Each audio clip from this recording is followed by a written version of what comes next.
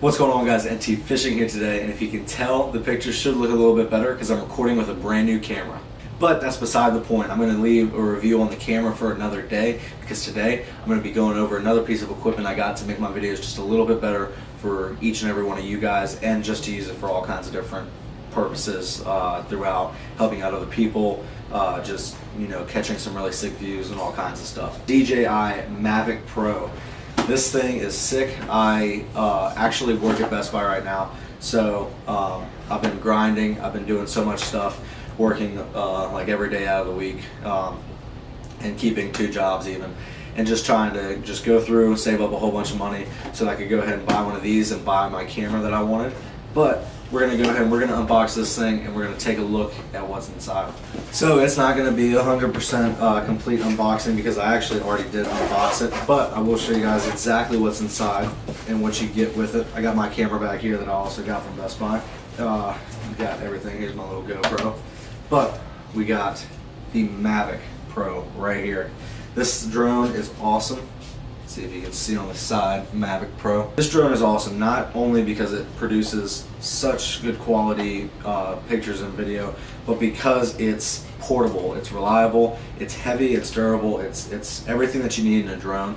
And I could have gone with something like a Phantom 4 or Phantom 4 Pro, but I just wanted to go ahead and give this one a shot. I mean, when I was thinking about getting a drone, I wanted portability. I wanted something that was really easy to just toss up in the air and get going, and this is exactly what I'm going to be doing with this drone all the time now. I actually have some test footage as well from a pond that I was fishing in an area. We didn't get successful, so I didn't make a full video out of it, but I actually have test footage of this drone going up in the air and getting some sick shots that I should be playing right now. Been counting all your aces, you ain't winning. Your phone book full of numbers, staring names. All them vain decisions keep you jaded. You could have found the one, but you won't change. So aren't you glad to meet me?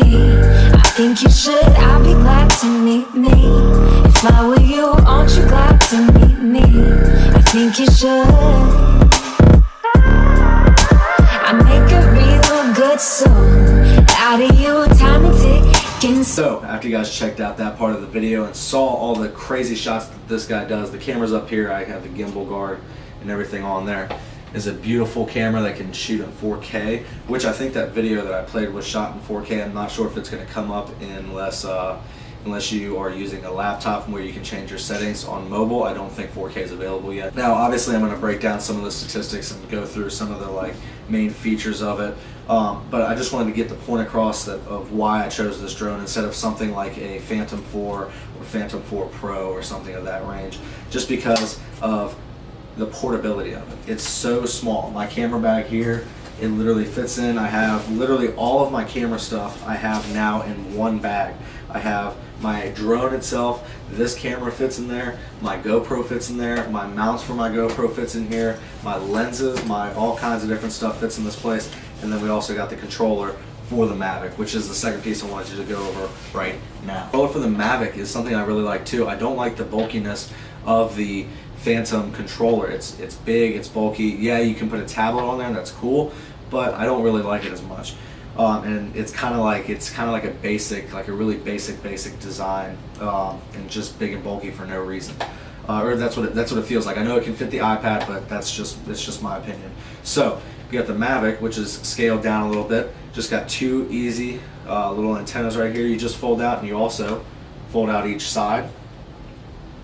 And then you can go ahead and you can take like your iPhone or whatever you're using, Android, whatever. I prefer iPhone, but you can use whatever, and you can just click it in there. It's got a phone case on right now, so it doesn't really fit, but you can just fit it in, and it comes with adapters where you can use different kinds of phones. You can see right here, it's like the USB charging port kind of thing. But you plug it in right there, and it gets a connection. You turn on the drone, then you turn on the controller. It displays all kinds of stuff along this screen, and it actually gives you a live view and displays a whole bunch of other stuff on your actual phone itself. So this controller is, I just honestly liked it better. It felt it's smaller. It's going along with the whole thing of me wanting all this to be portable, small, lightweight, easy to carry, easy to take out, and the Mavic just fit that description perfectly, even down to the Mavic controller. Controls feel super nice, super high quality. You got some triggers on the back that you can personally set. So like this one I have to autofocus, this one I have to video playback. You got a return home button, the power button, your joysticks that you can use to control the drone, and it's just everything in such a small package. You even got your camera stuff that you can twist to get different camera views. But yeah, it's just all this in such a small package. All this in one package is smaller than a Phantom, and it's awesome, super portable, love it. My experience with it so far, I have flown it 3 times. I really like the app. It's functioning great. I really like the camera on this. It's even better than the videos that I was researching originally for the DJI Mavic Pro. I was looking at video test versus the Phantom and all kinds of stuff. The video, the way I kind of was upset with it when I was purchasing the Mavic was I was going in thinking that the Phantom 4 was, you know, really good on structure, really good just producing a realistic image, as the Mavic in most of the videos that I watched, it kind of seemed like the image was great, but instead of having the strict lines and major structure, it seemed like it was kind of like blurred together just to look smoother, which, you know, is good in some ways. But when I actually took this thing out, tossed it up in the air, and saw the live view, I was really impressed with what it could do, and I was just really all around happy. Alright guys, so like I was saying, I'm going to dive down a little bit into the specs. Other than just having the 4K camera, you can also, I think it's 40 miles an hour you can fly the drone at. So it's not, you know, like a speed drone or like those really fast drones that don't even have a camera, but it's a great way to hurry up and toss your aircraft or your whatever you want to call it drone up and get the view spread out and get everything within the amount of time that you have to do it, because with this battery life, it advertises I think 27 minutes. I mean, you normally only get like 24, 23 out of it, or even less, just slightly, but you definitely get over 20.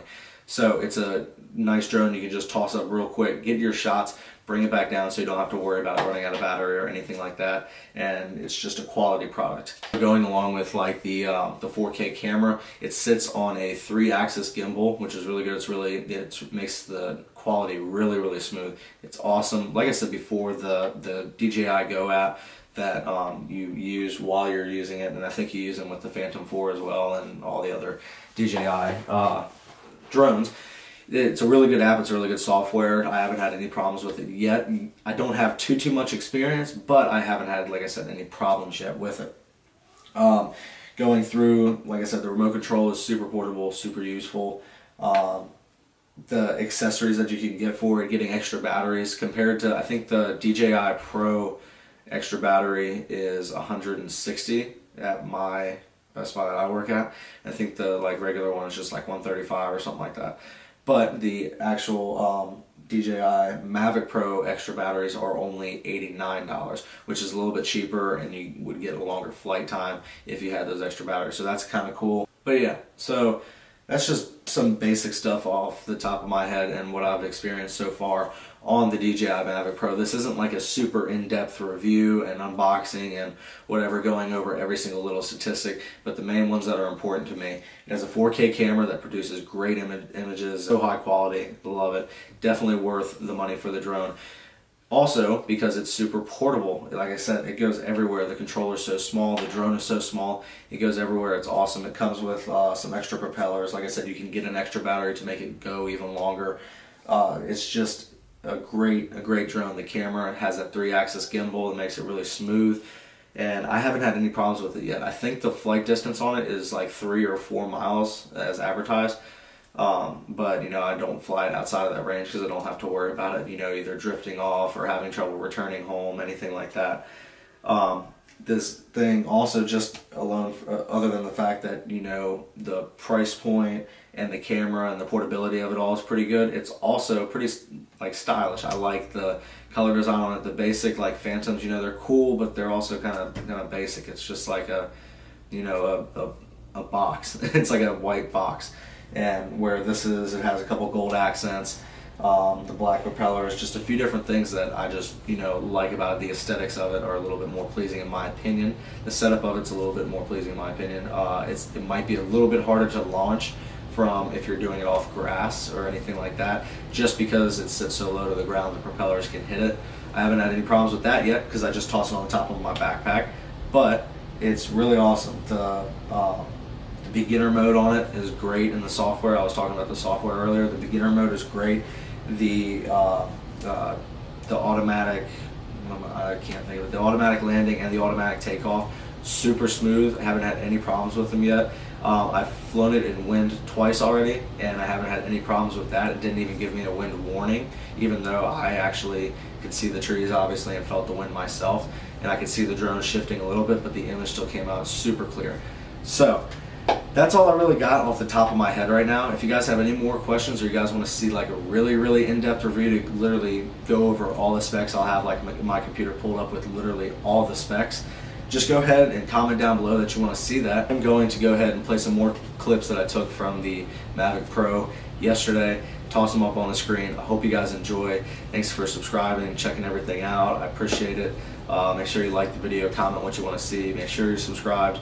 And yeah, next time we're either going to be doing a review on this camera that I got, which should be hopefully great quality. Hopefully I'm looking back on this right now and I'm like, oh my god, I'm so much happier than if I had to set my GoPro up on the tripod itself, or my camera up on or my phone camera up on the tripod itself. But yeah, that's all I got today. Gonna play some videos. Hope you guys enjoyed. And I'll see you guys next time on NT Fishing. We're gonna hopefully be doing a review on this camera, or we're gonna be doing some fishing.